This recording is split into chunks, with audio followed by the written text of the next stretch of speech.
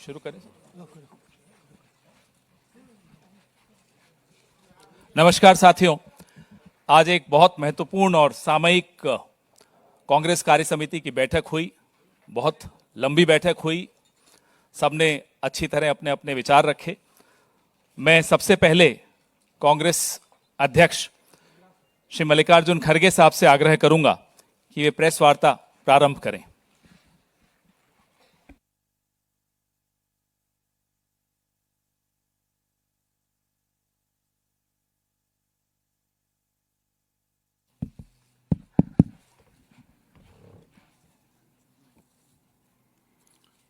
सम्मान्य राहुल गांधी जी और मंच पर बैठे हुए जयराम रमेश जी, वेणुगोपाल जी और मेरे मीडिया के सारे दोस्तों,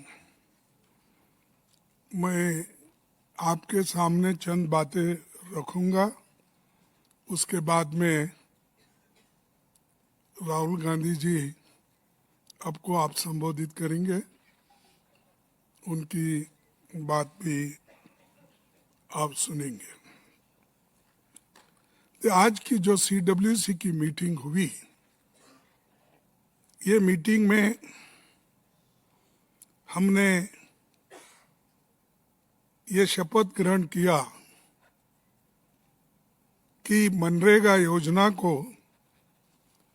प्रमुख बिंदु बनाकर सारे देश में एक बहुत बड़ा आंदोलन करने का निर्णय लिया और उस जो शपथ विधि में हमने 5 बिंदुओं पर अपनी बात रखी कि मैं पूरा पढ़ने से ये अच्छा होगा कि आपको सर्कुलेट किया जाएगा, तो ये अच्छा होगा। हम शपथ लेते हैं कि भारतीय राष्ट्रीय कांग्रेस पार्टी अग्रणी भूमिका लेते हुए 5 जनवरी से मनरेगा बचाओ अभियान की शुरुआत करेगी। महात्मा गांधी राष्ट्रीय ग्रामीण रोजगार गारंटी अधिनियम मनरेगा का हर हाल में रक्षा करेंगे। मनरेगा कोई योजना नहीं, बल्कि भारत के संविधान से मिला काम का अधिकार है। हम ये संकल्प लेते हैं कि ग्रामीण मजदूर के सम्मान, रोजगार, मजदूरी और समय पर भुगतान के अधिकार के लिए एकजुट होकर संघर्ष करेंगे और मांग आधारित योजना और ग्राम सभा के अधिकार की रक्षा हम लोग करेंगे। हम ये भी शपथ लेते हैं कि मनरेगा से गांधी जी का नाम मिटाने और मजदूर के अधिकार को खैरात में बदलने की हर साजिश का लोकतांत्रिक विरोध करेंगे। संविधान और लोकतंत्र पर भरोसा रखते हुए हम मनरेगा बचाने, मजदूर के अधिकार बचाने और गांव-गांव अपनी आवाज बुलंद करने का संकल्प हम लेते हैं। इसी के साथ हमने जय संविधान जय हिंद का नारा लगाते हुए इसको हम सभी ने स्वीकार किया।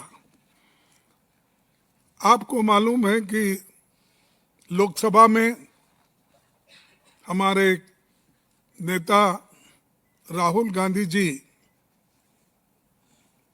मनरेगा पर पहले बहुत बार आवाज उठाई थी। उसके बाद में बाहर भी इस कानून के हिफाजत में हमने कई बार उठाया है, लेकिन एक कानून को वापस, अब नई कानून जो है इसको वापस लेने के लिए हम लड़ते रहेंगे। खुद इसी सरकार ने 16 दिसंबर 2025 को संसद में माना था कि नीति आयोग के अध्ययन में पाया गया मनरेगा से ड्यूरेबल असेट्स कैसे बने और ये प्रोडक्टिविटी योजना करने वाली एक प्लान है और इसलिए ये बहुत अच्छा है। इसका गुणगान बहुत से लोग किए हैं और हमारे सीएजी रिपोर्ट में भी है। उसके बाद जो भी हमारे रिपोर्ट्स आते हैं या रूरल डेवलपमेंट के, उसमें भी है।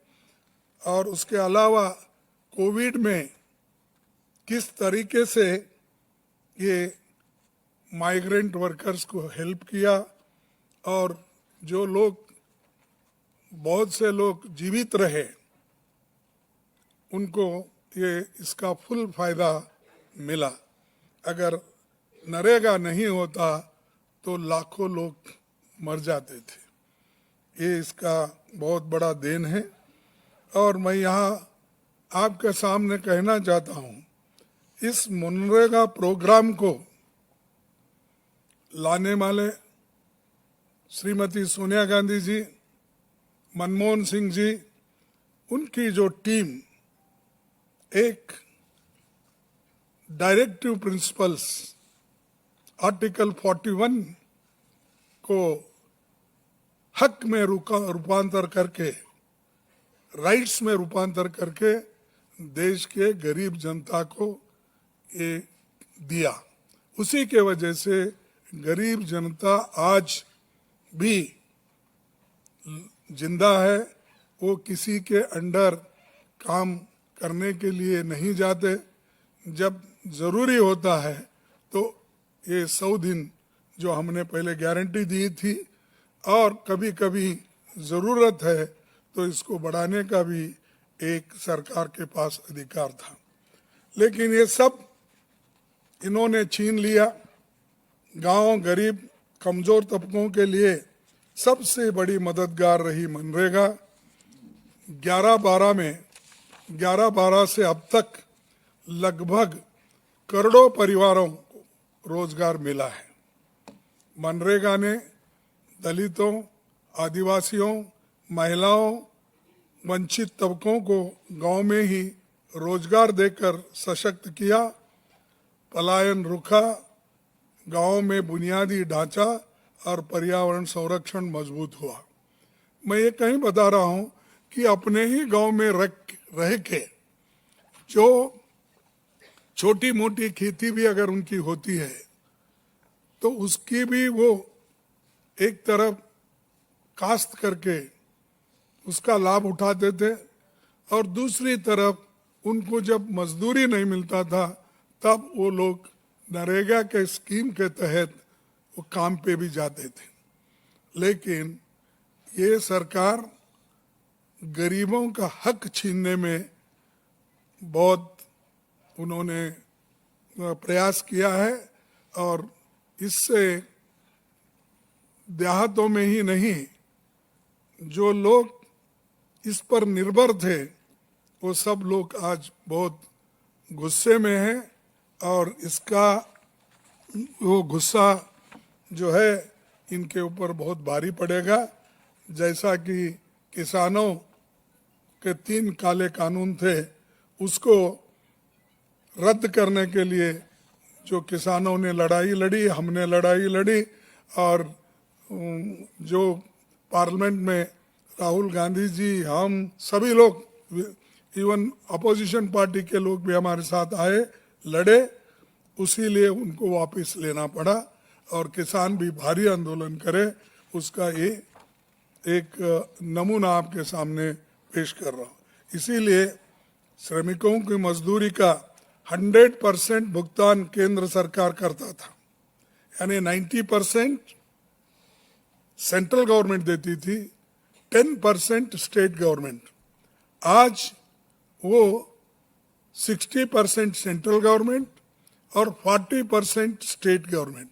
इसका मतलब है कि स्टेट गवर्नमेंट पे भारी बोझा, आर्थिक बोझा उसके ऊपर पड़ेगा, और आर्थिक बोझा पड़ने के बाद कोई डेवलपमेंट नहीं होगा स्टेट में।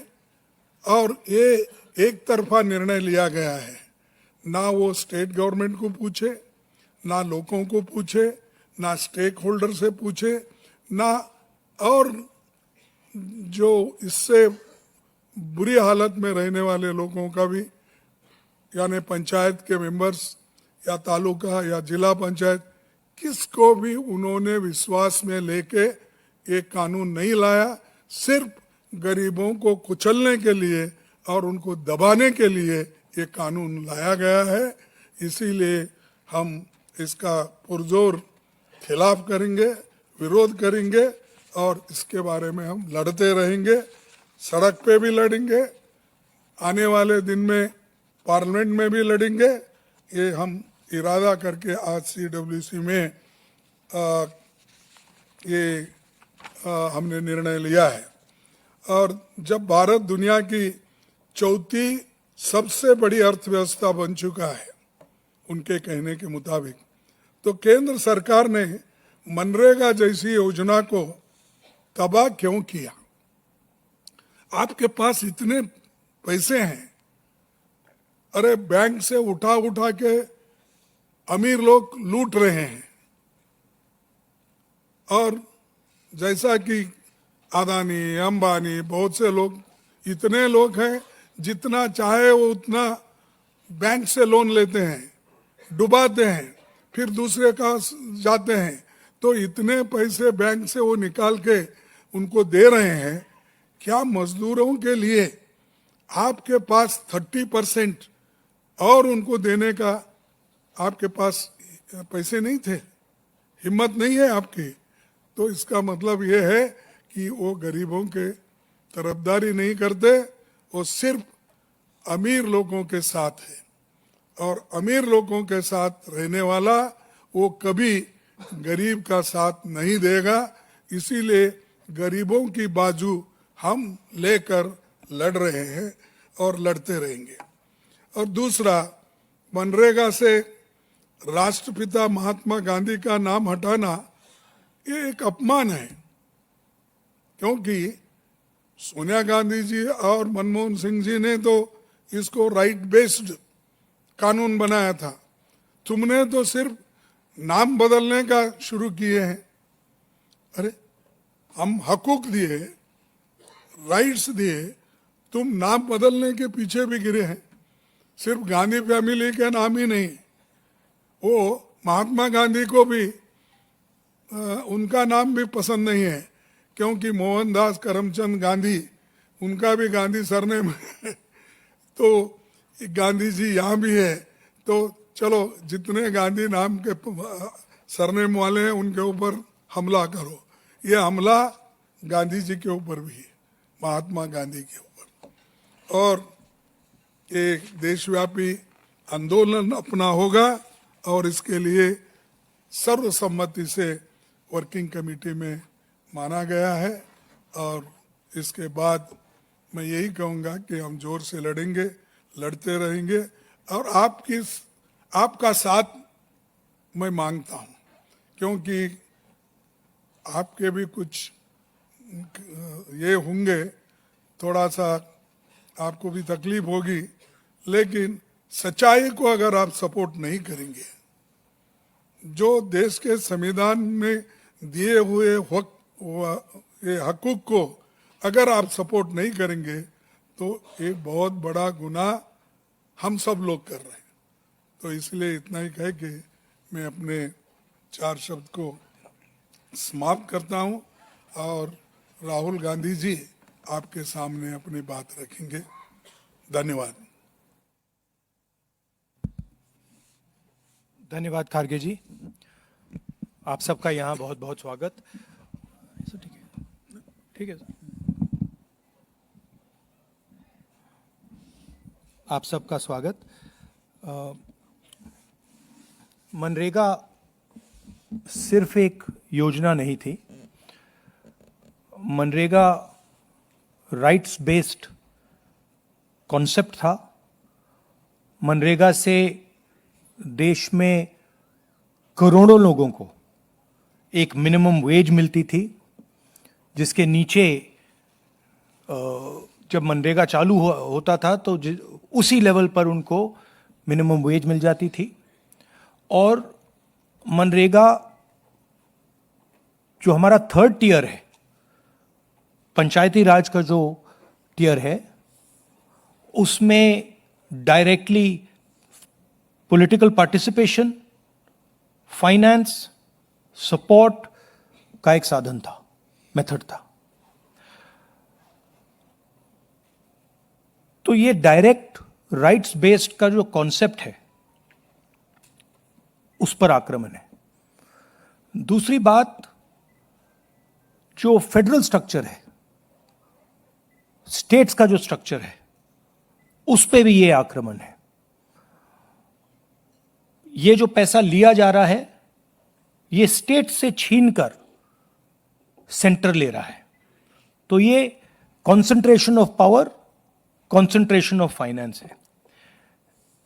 इससे देश को नुकसान होगा। इससे जो गरीब जनता है उनको नुकसान होगा, उनको दर्द पहुंचेगा, उनको कष्ट होगा। और आखिरी बात, मुझे बताया गया है कि ये decision directly prime minister office से लिया गया है और मंत्री से बिना पूछे, कैबिनेट से बिना पूछे ये डिसीजन लिया गया है। इससे आपको आज की हालत क्या है उसके बारे में पता लगता है कि वन मैन शो चल रहा है और जो भी नरेंद्र मोदी जी करना चाहते हैं वो करते हैं, और पूरा का पूरा फायदा वही 2-3 अरबपतियों के लिए है। आप देखना, ये प्रोग्राम कोलैप्स करेगा, राइट्स बेस्ड आर्किटेक्चर कोलैप्स करेगा।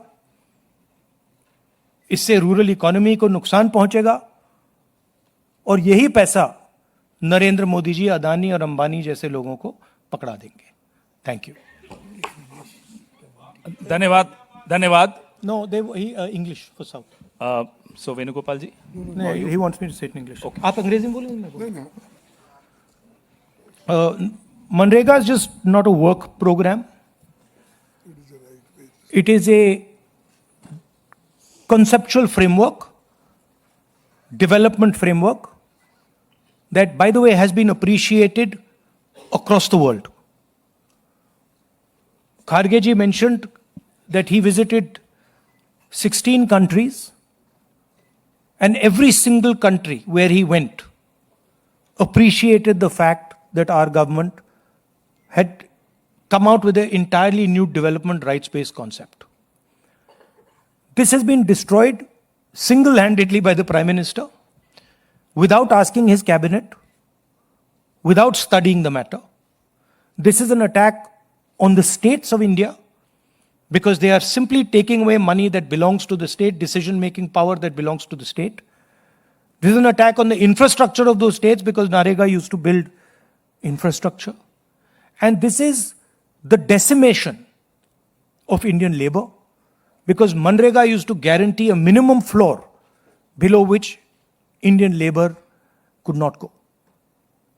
So it is a devastating attack on the states, on poor people of this country, and it is carried out by the Prime Minister single-handedly, much like Notebandi was.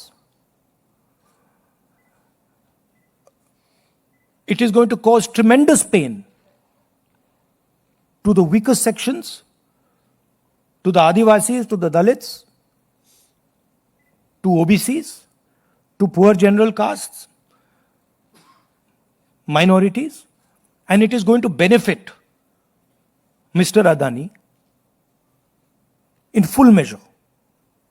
That is the purpose of this, to take money away from poor people and hand it to people like Mr. Adani. And finally, Manrega, apart from being a rights-based program, also strengthened our panchayats. It allowed political action in the panchayats. It injected money into the panchayats. It allowed the decision-making power at the panchayat level. So this is an attack on the democratic structure, on the third tier of government, and on the basic architecture of our country. As Kharge ji has said, we are going to resist it, we are going to fight it. And I'm confident that the entire opposition is going to be aligned against this action. Thank you. धन्यवाद। बाकी कार्यक्रमों में जाना है हमारे leaders को और आपको भी वापस ऑफिस जाना है, तो ये प्रेस वार्ता यहीं समाप्त करते हैं।